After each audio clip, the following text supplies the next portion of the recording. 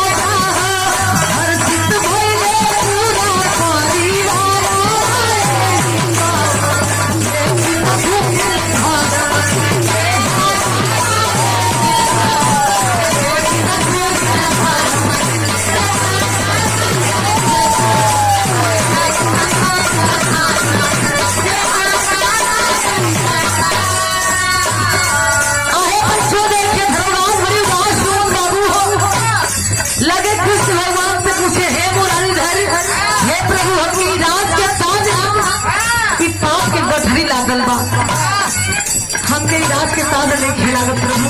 जितना हमारे पूर्वज मरल हो एक कुछ उपाय करी। देखिए कृष्ण भगवान उपाय बतौनी है का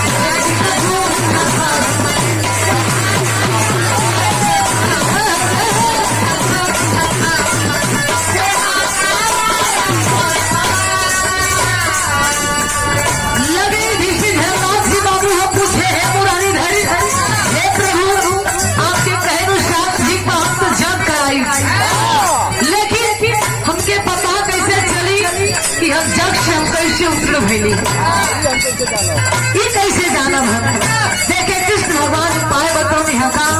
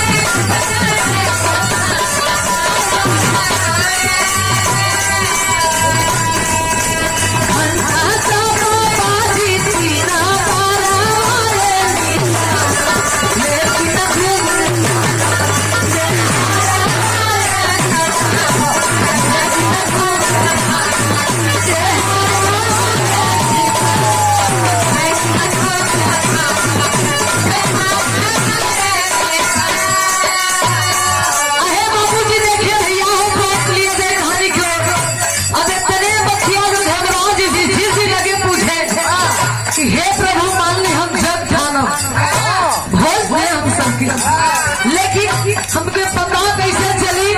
कि हम जग सूत्र भेड़ी की ना है धर्मराज ऋषि जी चिंता ना करी उपाय है बाकी आकाश में घंटा तान देते अगर आकाश में घंटा 3 बार बाजी तो समझ जाइए कि तुम पाप से उद्विग्न हो गई। जब इतना बात सुने धर्मराज युधिष्ठिर जी तो ठीक है प्रभु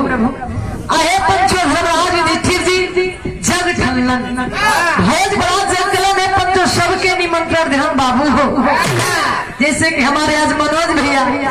सबके बुलौले वाली स्नेह से प्यार से इज्जत के समान हला बाबू हो वही तरह पंचो धर्मराज युधिष्ठिर जी भी जग में सबके बुलौले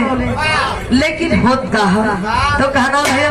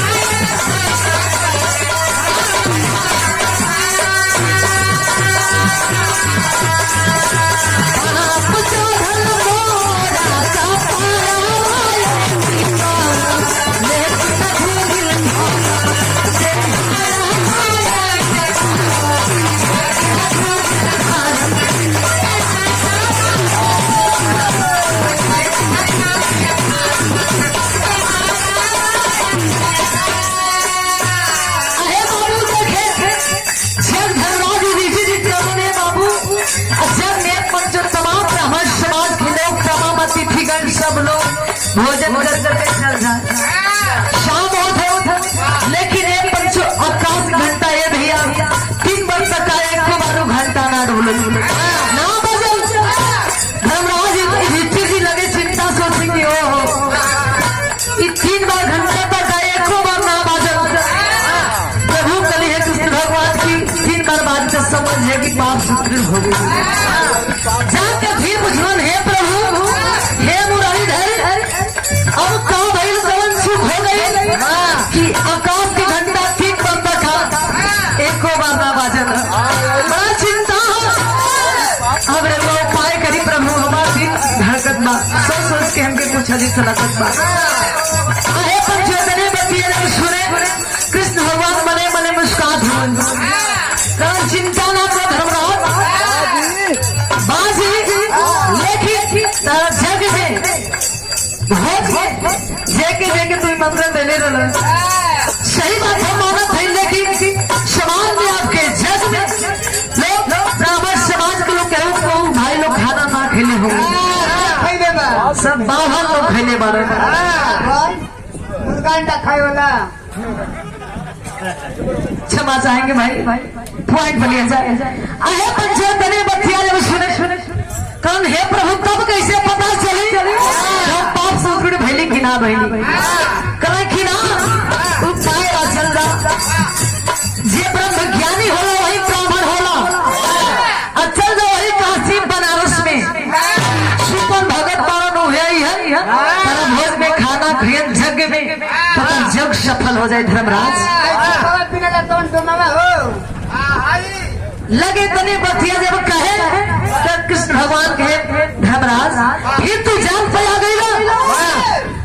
जात से कोई ब्राह्मण ना होला जब ज्ञानी होला वही ब्राह्मण होला अहे बाबू धर्मराज तने बतिया सुंदर के घरवा लगे कहे अपना भीम भाई से कि भाई भीम तू ही बलवान हुआ सबसे जा वही काशी में सुपन भगत के लिए आखिया वही हमने का भोज में जग में भोजन करिए तो जग सफल हो जाए जा जा जा बुला के लावा बतिया सुन के बाबू लगे कहे चला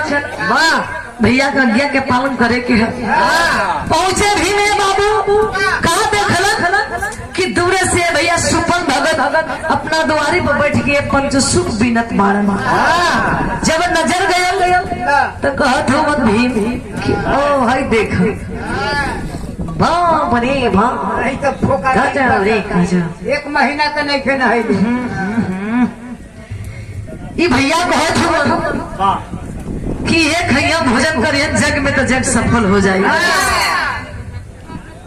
ही दूरे से इतना ठोकराई बसात हो चला फिर पहुंचे बाबू कुछ देरी पर कहतवन भीरे सुमन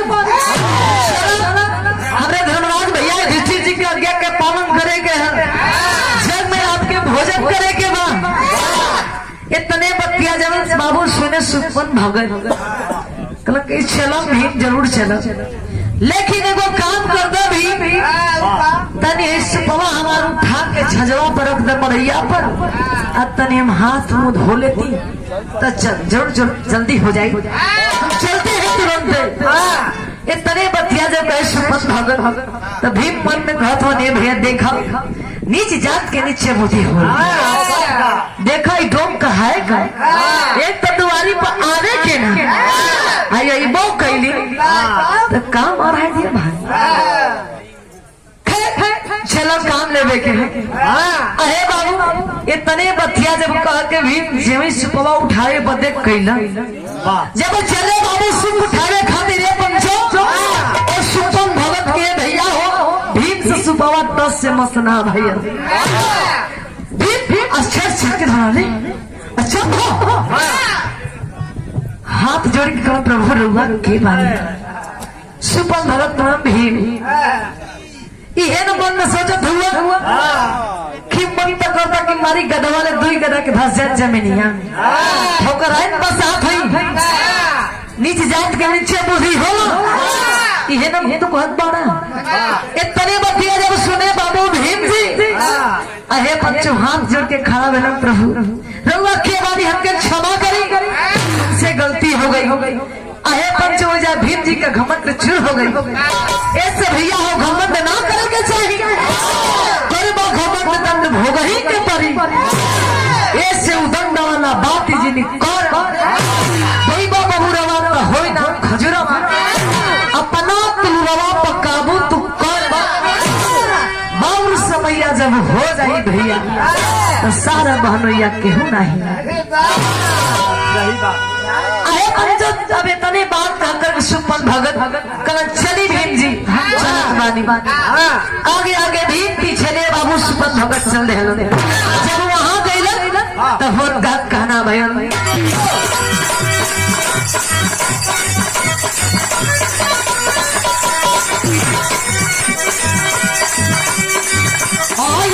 सुपन भगत खाना खैले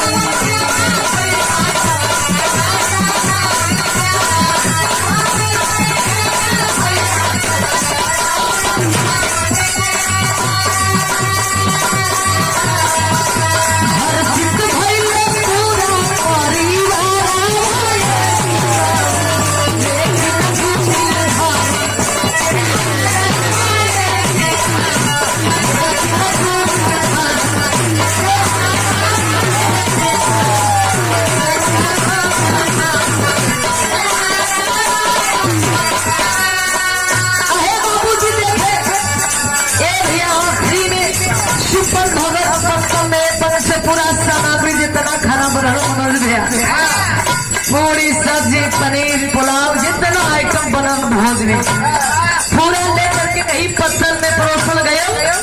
और सुपन भगत बाबू पूरा ही में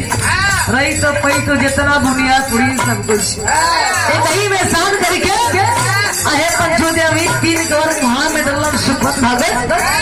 अहे पंचो आकाश की घंटा 3 बार बाजा अब युधिष्ठिर धर्मराज जी बाबू हो मन में चेहरा पर मुस्कान आयल की अब लागत था कि हम पाप से मुद्रित हो गए इतना बात खुश करके अरे पंच सुमन भगत आप प्रेम से दिल से बोलन यज्ञ पूरा लोग ये भैया खुशी से मनोज भैया दान धन करे कि खुशी से लोग बोलवावे कि हमारा यज्ञ सफल हो गया तो आखिरी भाव में कहना है का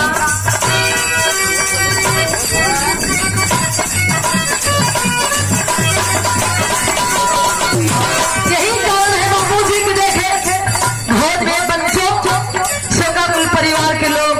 अच्छा से भैया बुलावे लग भोज में भोजन करावे लग और बेकारी बुलवावे लग कि यज्ञ पूरा और पैसा कोई तो दान जितना हो सके तुम लोग दे लगे ये वाली बात और एक बाद हो सके तो लोग पिंड दान भी करा तो कहना है आखिरी भाव में का